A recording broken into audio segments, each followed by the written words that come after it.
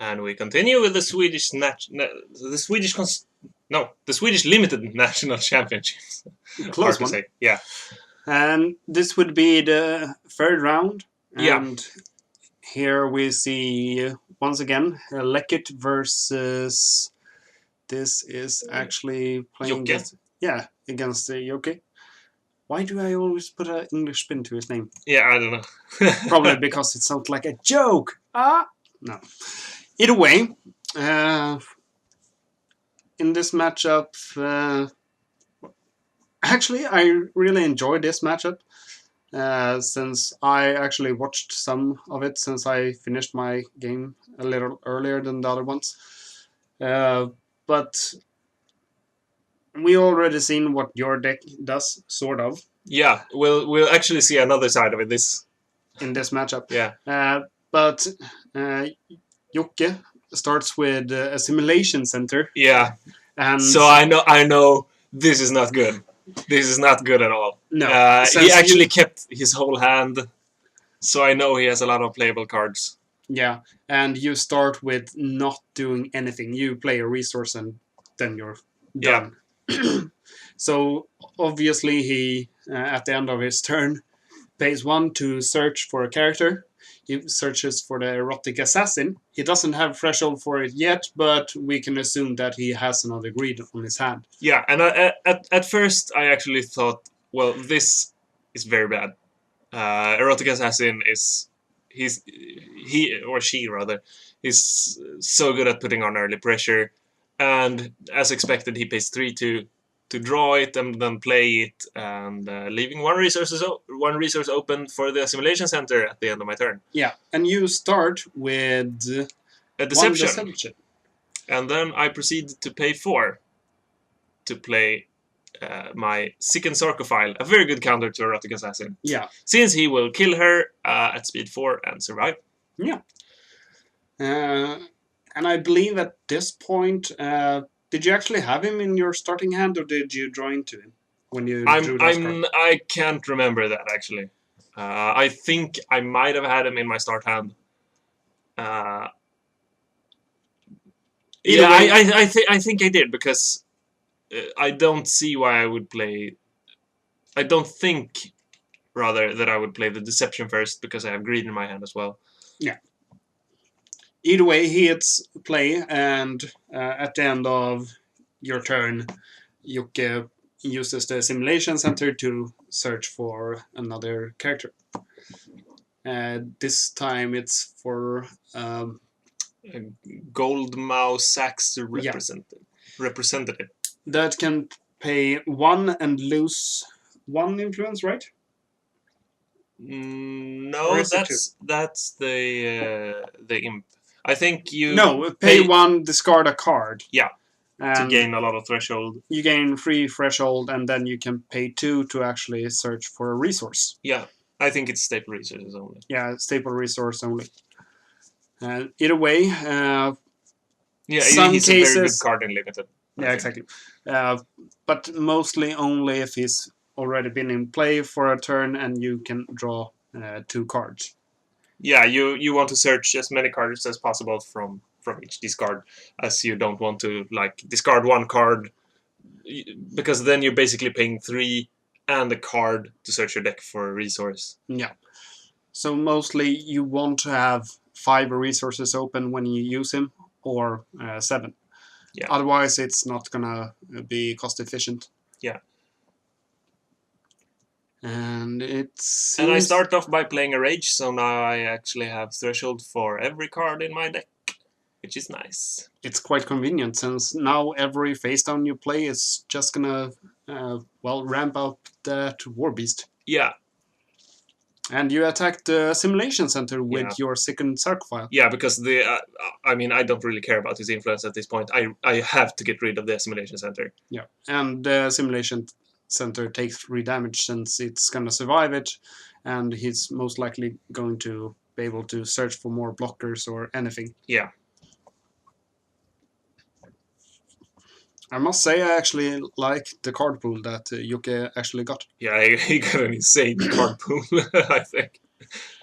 The Simulation Center turn 1 is really, really, really good. And he searches for the Beatrix. Yeah, you know, when you're down on cards in your hand because you have used the Simulation Center. Or you just discard cards for Yeah. other reasons. Yeah, well, it's good to have. It helps you stabilize. Yeah. Since if you actually have more than 10 cards, you're doing something wrong.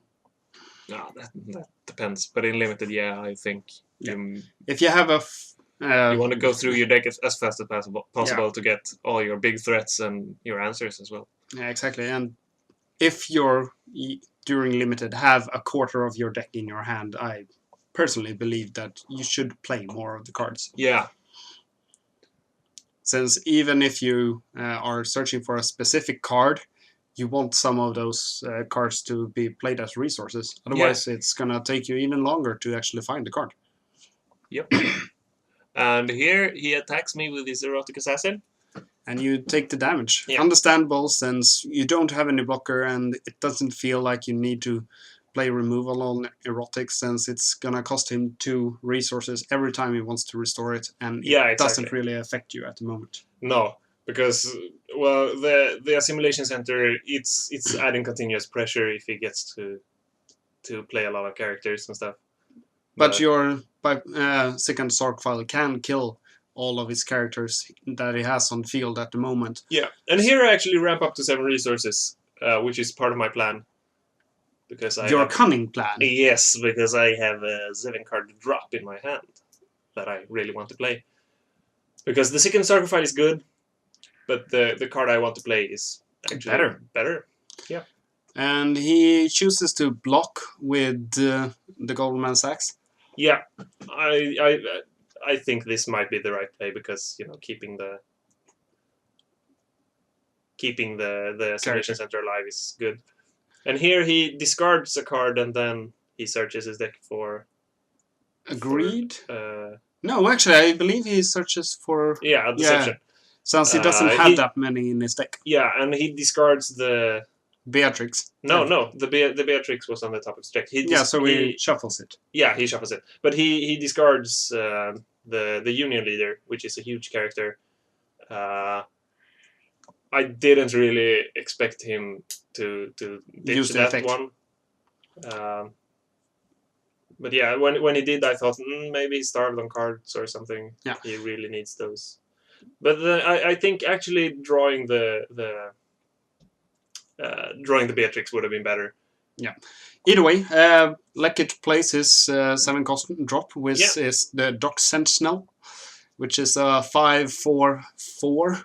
Yeah, so he's fast and he has more life than 1. Yeah, exactly. Yeah, which is always good. And if you missed it, Joachim just passed his turn. Leckett attacks the Simulation Center, and I believe we're gonna see him just accept it. No, I think we'll see some removal here. We'll actually do. Yep. And there's some thinking going on, which always happens when this particular card is played. Yeah.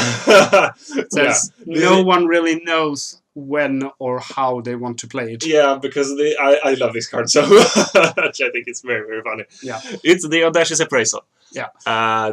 Picking my second Sarkophile. Which is attacking the Simulation Center. Yeah, and I say 3 because that will hurt him quite a lot if he kills my guy, and it won't actually hurt me as much. No. If he would have picked the Dock Sentinel, I would have said something much higher, like 6, I think. I would say 5, but personally, I always go with what sort of strength does the character have. I'll go with that. Since it's if they want to play removal on it, I'm not gonna do that damage, so they might as well take double it. Yeah, and here we see Shocking Reappearance, which explains why he ditched the Union Leader before. Yeah. But I have the Summary Judgment, which is very, very nice against high-strength characters. So either I get to draw 5 cards, yep, or his guy will die. In this case, well, you could sort of argue that sure you could draw the 5 cards since he would have the Dock Sentinel on the table and block your Yeah, but as you see, I have Union leader. yeah, but as you see here, I have Irresistible Bribe in my hand as well, and 3 resources open. So I was hoping that he'd let me draw 5 cards, because then I would just kill him anyway. Yeah, so it wouldn't have mattered. So Yuki actually did the right play. Yeah, and in the end, I killed the Assimilation Center. So now I feel like, You've got the upper hand. yeah, because I have a Dock Sentinel, he has an Erotic Assassin. He has a couple of cards in his hand, but I have more. I think I have more resources as well. You have more resources. And my Dock Sentinel goes through, and I will add on some more pressure by playing the guy that pleads character. What's he called? I can't really remember. No, he's a funny guy. Yeah, exactly. I'm trying to look. What is his name? Yeah. Either way. Yeah, you probably recognize him. And you get counterattacks. Blood Curling Bulldozer. Yeah, exactly. That's that's the name. So he attacks with the Erotic Assassin. You take 3 damage. Yeah. I'm not actually sure. He leaves himself with 3 resources open. I pay 3 to draw a card. And he responds by fist fighting. So he'll kill my Dock Sentinel with his Erotic Assassin. And he has to actually pay 3 for that, since it was used with flip up and not 1. So he pays his last 2 resources, and then I get to draw a card, since it was in response to me drawing. And I count my resources. I think I count his resources as well. You ask. Yeah, I ask him how many resources. Yeah. So I'm ahead in the resource race, which is always good. I have the board control. I think I have more cards in my hand than he has. So that's going in my favor. Yeah, you have 4 cards. He has 3. And you start checking your discard pile, since we saw that you have Mr. Fetch in your hand. Yeah, a very nice Shade Edition. A new pluck. Yeah. So I play him, removing the Summary Judgment to draw a card as he enters play, leaving me with 2 characters in my discard pile so that I can search for another one if I want to. And then I pass the turn. And I check his discard pile. I'm not sure why. Maybe I have a Catastrophic Betrayal. Maybe I'm afraid of another shocking reappearance. I don't think he has one, though. One never knows. Yeah. After you've seen one, you're really careful about that. Yeah. It's not very likely to run into more of them, but it's always good to be sure. Yeah, exactly. So I start with a face down. At this point, I'm fully expecting to, at some point, search my deck for the War Beast of the Bash. Yeah, since you can remove 2 characters. Yeah. With Mr. Fetch. Yeah, exactly, to search for another one.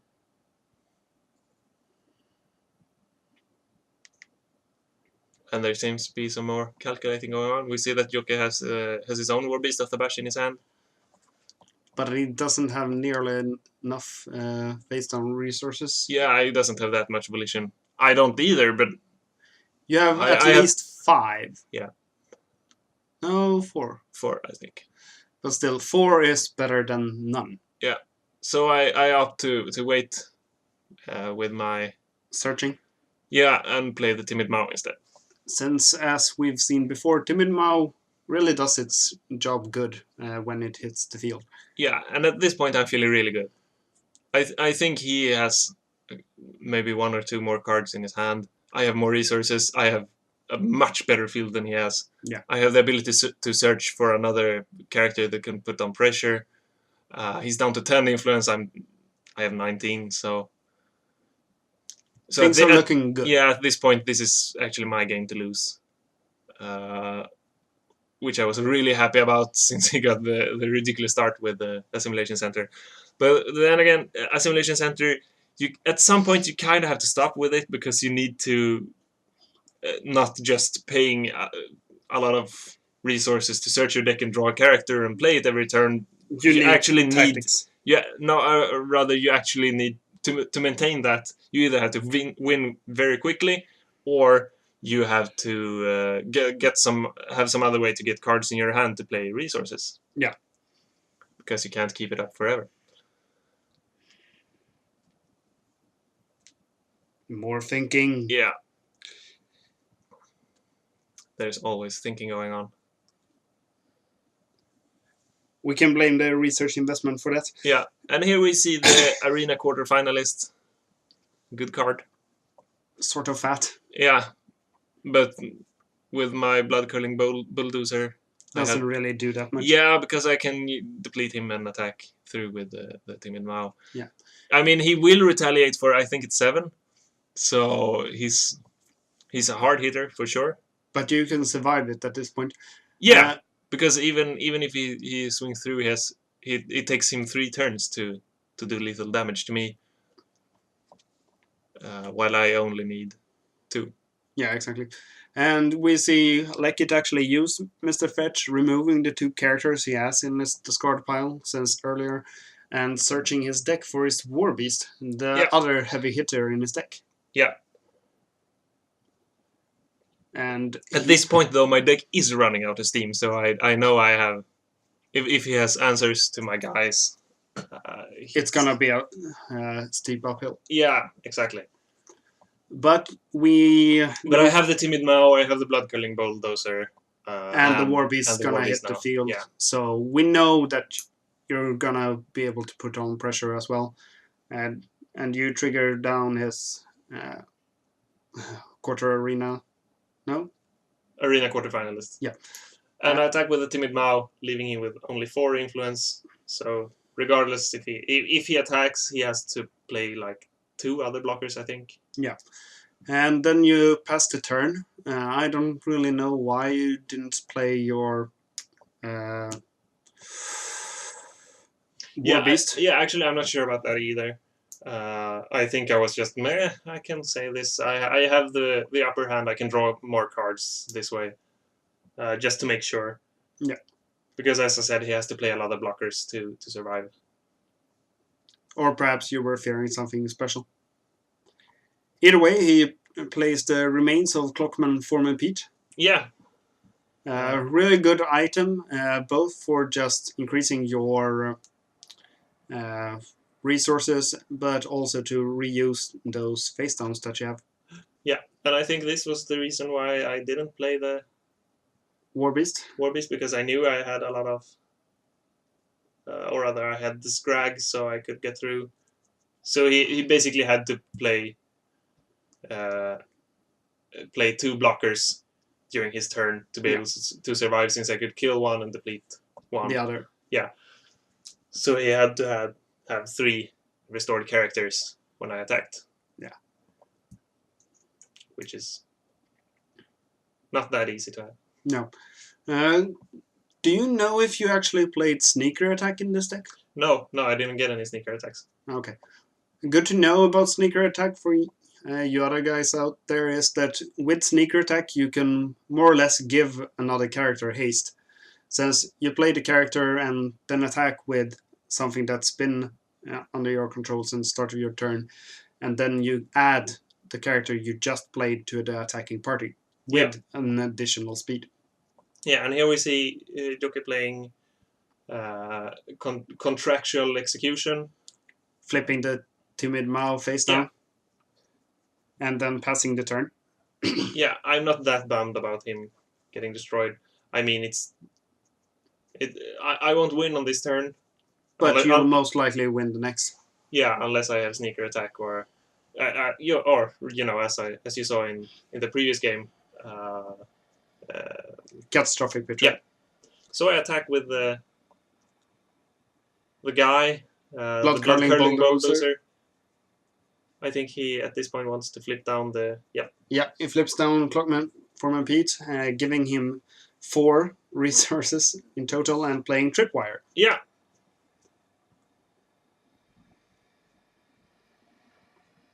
In which it seems like you doesn't respond, and you attack with Mr. Fetch, and then play Catastrophic Betrayal. Yeah, just to be sure. It's I think it's a bit safer. It doesn't matter which character I take as long as it has 3 strength or more. But it works out in the end, and at that point, Yuke takes the last damage and dies. Yeah. And that's that. On to the next game.